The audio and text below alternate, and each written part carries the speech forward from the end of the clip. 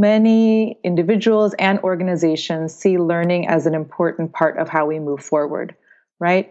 That if we're going to see changes in society around issues of diversity, equity, and inclusion, and right now very specifically around racial justice, there's not just learning to do. I would actually preface that by saying there's a lot of unlearning to do. And as we know, as learning professionals or people in the learning field, unlearning is a lot harder than learning.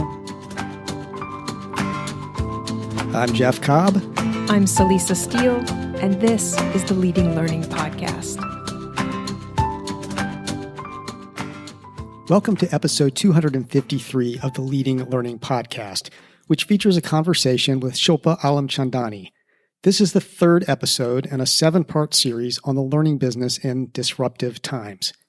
Shilpa Alimchandani is a diversity, equity, and inclusion strategist. She has more than 20 years of experience in DEI, leadership development, and intercultural learning. She has facilitated trainings in nearly 20 countries around the world and has received numerous awards, including twice the Peace Corps' Distinguished Service Award. Celisa spoke with Shilpa in September 2020.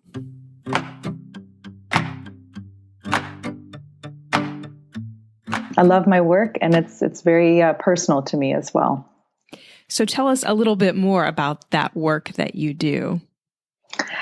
Yeah, I've always, throughout my career, whether it was in higher education or nonprofit or government service or in the private sector where I'm doing most of my consulting now, really focused on helping people to build bridges, to be their authentic selves in all of our complexity as humans.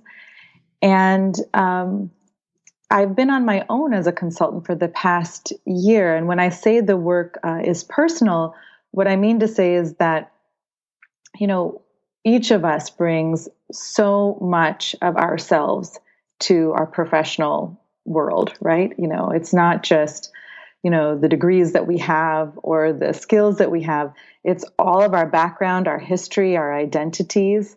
And that's a beautiful thing. It can also be a source of misunderstanding, of conflict. And so I think it's really important to facilitate conversations and learning so that people can really be their authentic selves.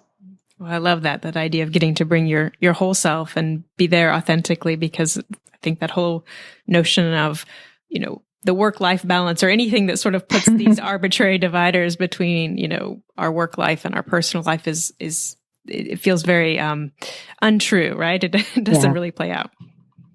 So you and I are talking as part of a podcast series that we're doing on the learning business in disruptive times. And so when you think about what you're living through, what you're working through now, what comes to mind? What are the kinds of disruption that you're experiencing?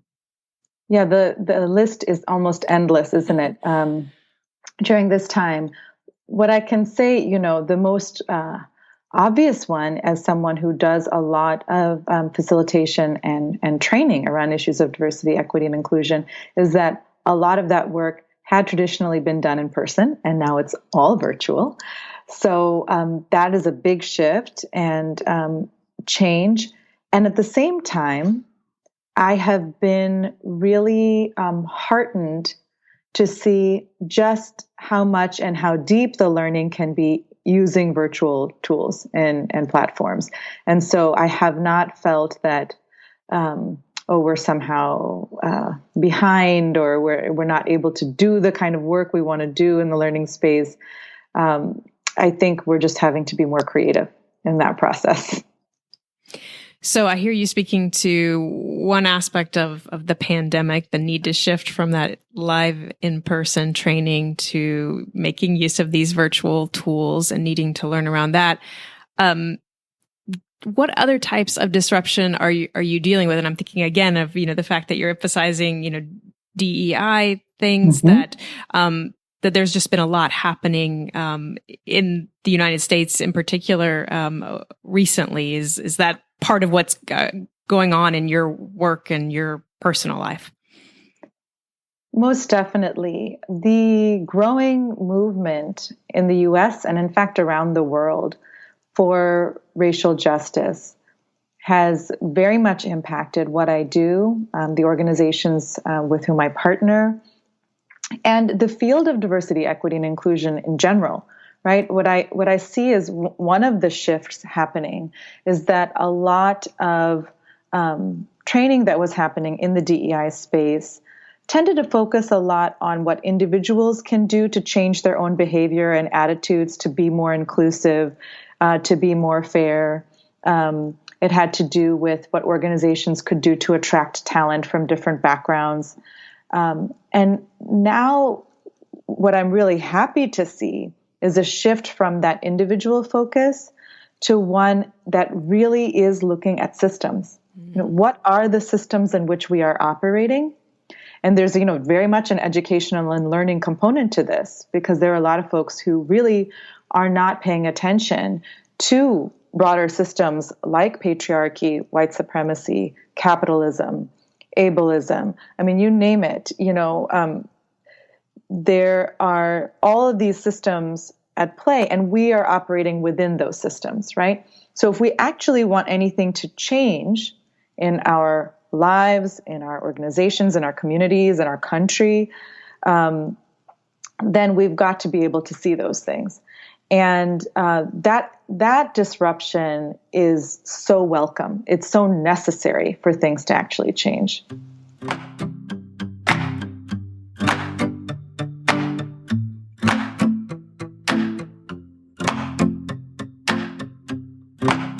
Given the types of disruption that we've been talking about with the pandemic, with the kind of increased calls for racial justice, what are you seeing as the impact on learning and learning businesses, and how are you responding?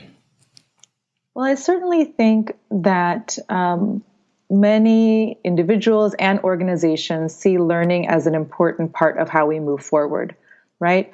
That if we're going to see changes in society around issues of diversity, equity, and inclusion, and right now very specifically around racial justice, there's not just learning to do. I would actually preface that by saying there's a lot of unlearning to do.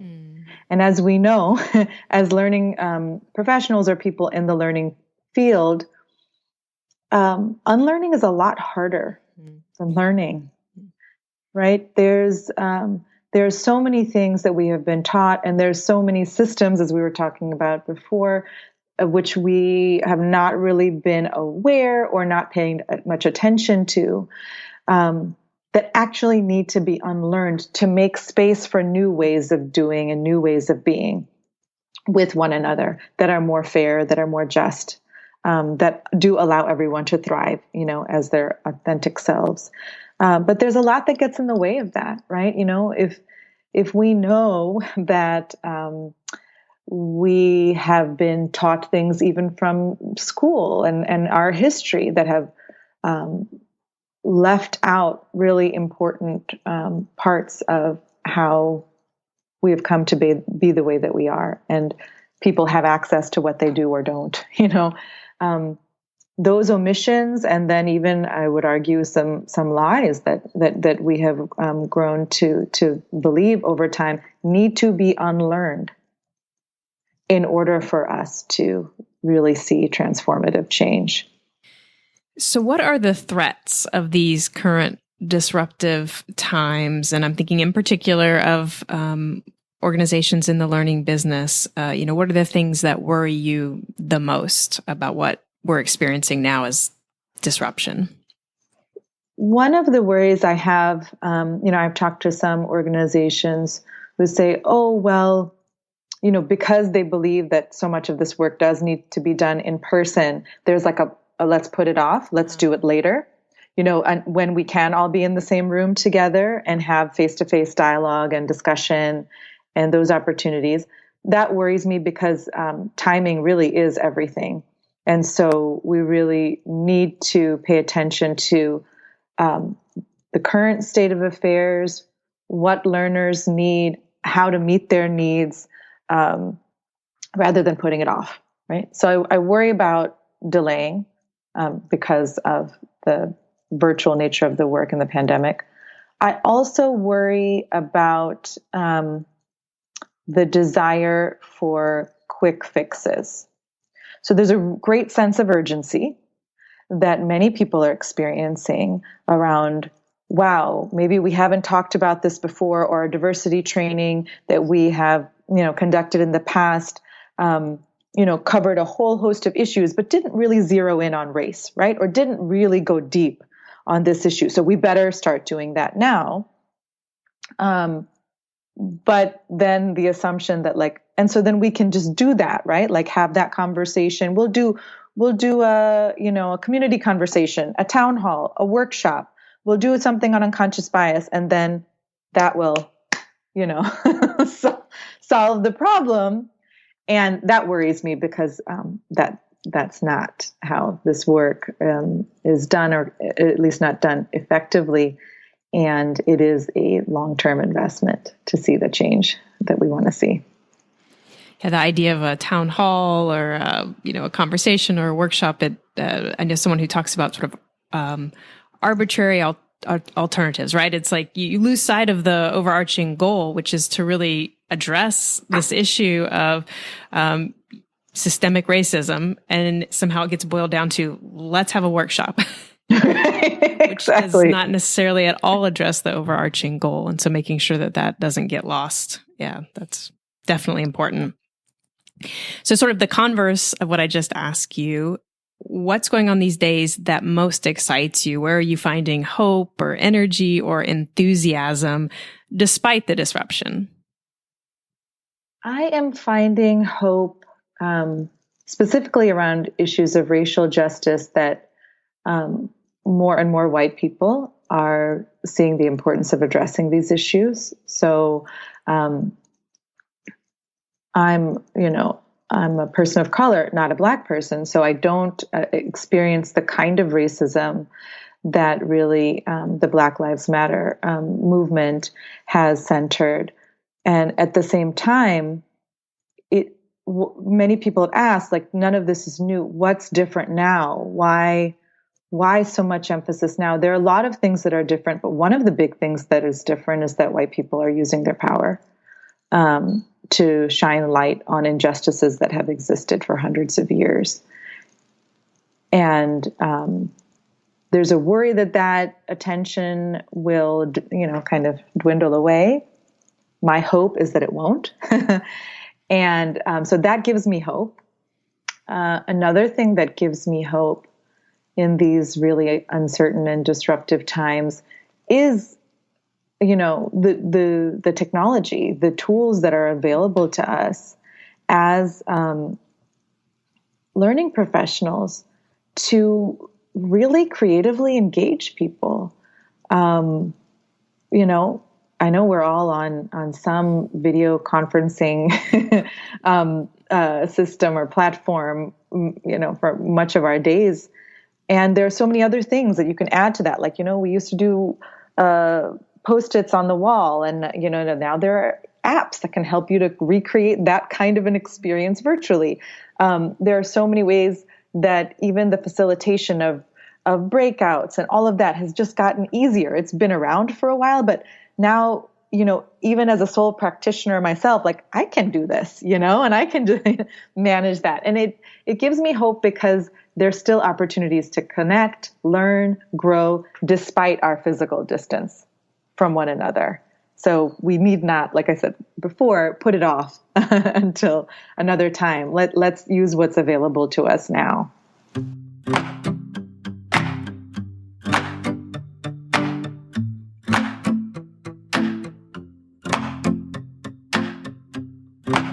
What is DEI, and maybe talk a little bit about how it fits with implicit bias?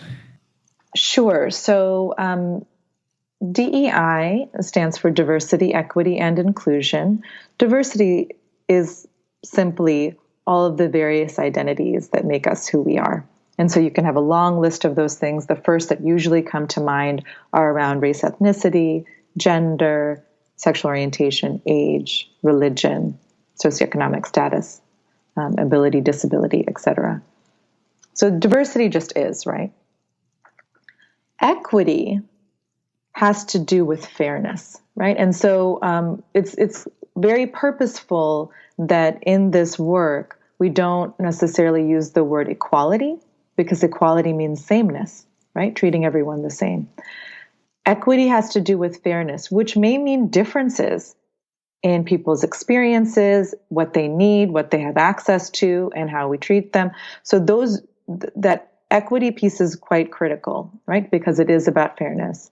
And inclusion has to do with the environment that we create, right? So inclusion has to do with, okay, we brought this diverse group of people together to work together, for example.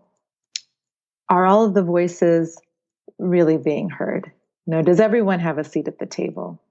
And inclusion has to do with those kinds of issues, right? Creating an environment where people's contributions truly are not just welcomed, but valued, and in the decision-making processes.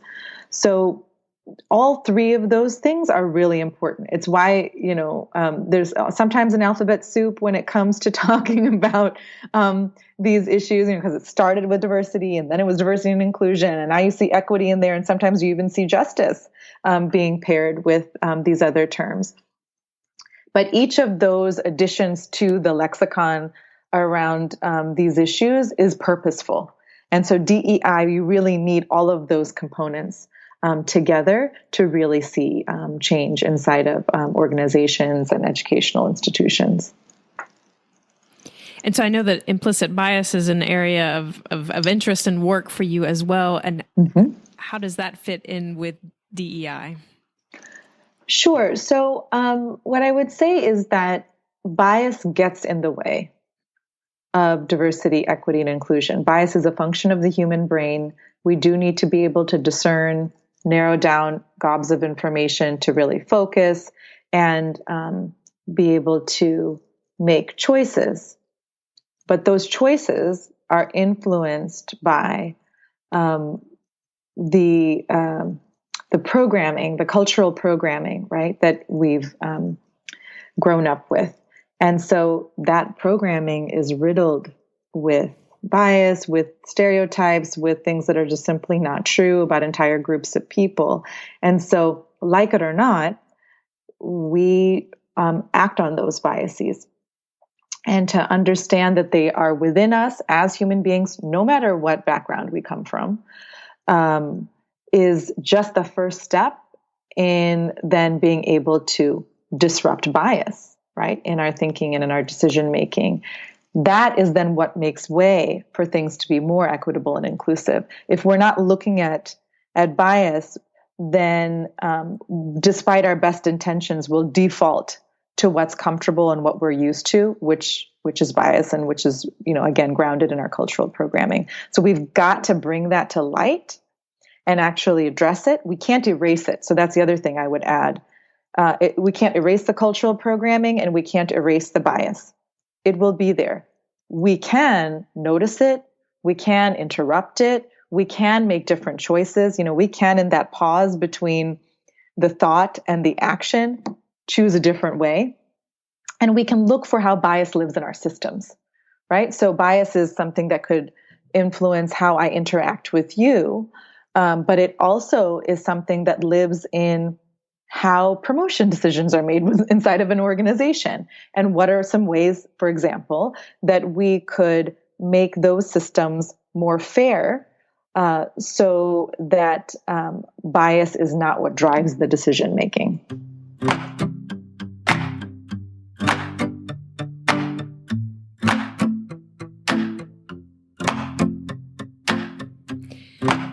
What lasting changes do you think will come of these current disruptive times? And are those changes good, bad, or something else? I think there are a lot of opportunities for lasting change. It's hard to predict which ones will stick. Certainly the flexibility of working from anywhere will have a lasting impact. I mean, I just can't see how it wouldn't, given how long we have been away from what was a typical work experience, inside of offices and things like that. So I think that will certainly have a lasting impact. I hope that having more human-centered policies and practices for organizations will also be a lasting impact. The recognition that people are balancing, juggling many, many different responsibilities simultaneously. That's not new necessarily because of the pandemic. It's certainly amplified. And that, at least I have experienced, there's so much grace that most people have in, I was on a call with a client last week with the CEO of a company, and my child came in and disrupted, interrupted that call. And it was fine. Like, it was like not an issue at all. So I hope that those kinds of things will also have a lasting impact on how we move forward, even, after the pandemic. I think grace is a great word for it. And I've definitely felt it and experienced it myself. These things that might have felt unprofessional before, now it's just how life is, right? And so, the dog barking, the child walking in, whatever, it's all sort of par for the course now. What words would you have for those in the learning business about how to do right and thrive in this moment? They could be words of advice or caution or courage. I think that there's an opportunity now to really reflect on our own power, privilege, access to resources, et cetera, on a personal level, but also on an organizational level and a community level, right? So if we are now paying attention to these issues and really are more aware of where the gaps are, where the injustices live in our society, there's an opportunity in the learning business to apply that learning to what we do, right? Like, what do learners need, right? How do we meet those needs? How can we be more creative in the way that we address those needs? And what's some unlearning that we need to do in order to make space for new ways of being within the learning business? I think this is an opportunity. If we're talking about systems and we're talking about the way things have always been, doesn't really need to be the way things are going to be moving forward, then where are the places for that kind of change within our own businesses and within this field of learning? Yes, it definitely seems like a time ripe for reflection and then hopefully action based on that reflection.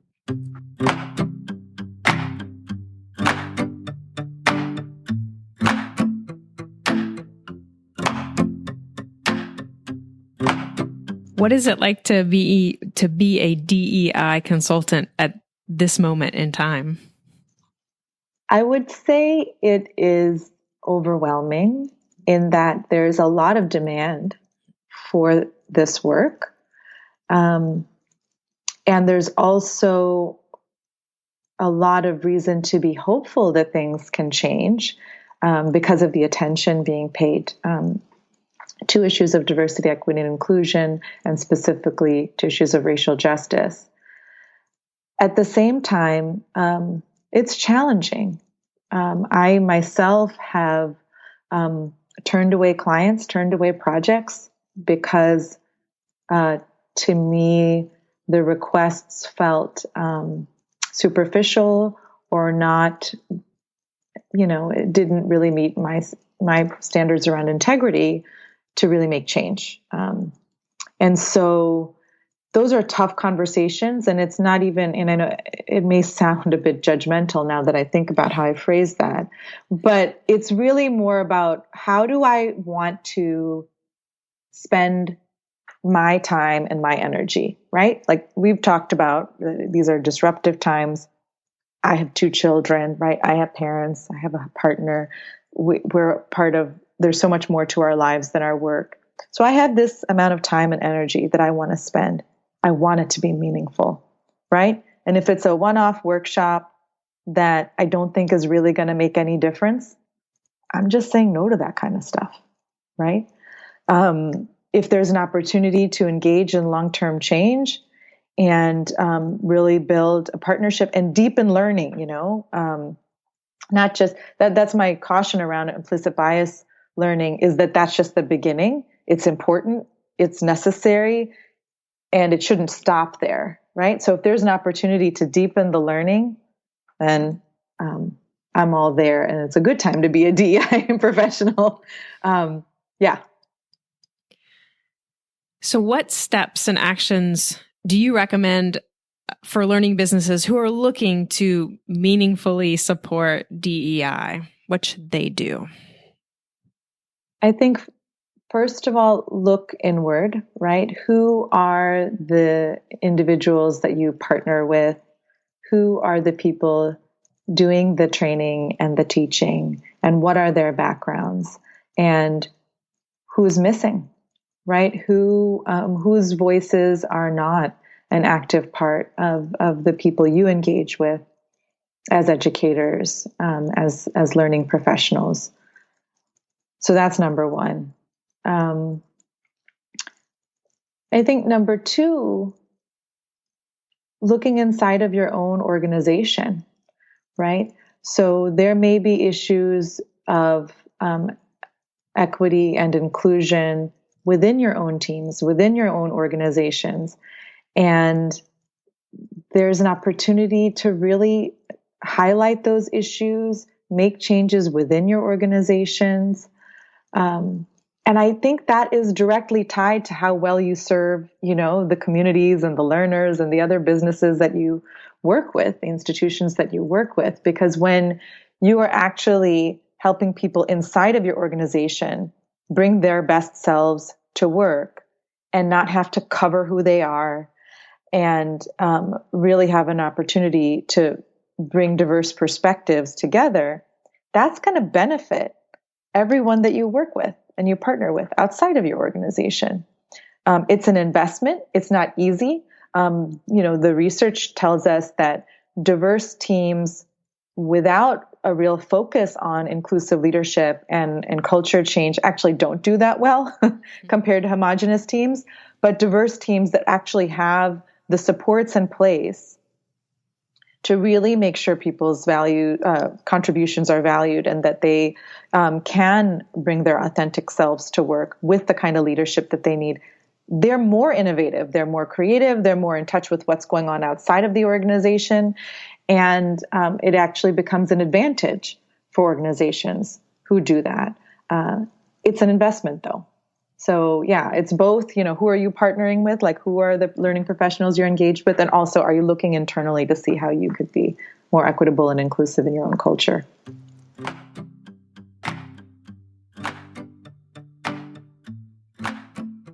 Shilpa Alimchandani is an instructional designer, a learning facilitator, and a coach. Drawing on her deep knowledge of learning modalities, intercultural leadership development, and human-centered design, Shilpa works with her clients to address diversity, equity, and inclusion in their organizations to make a lasting change.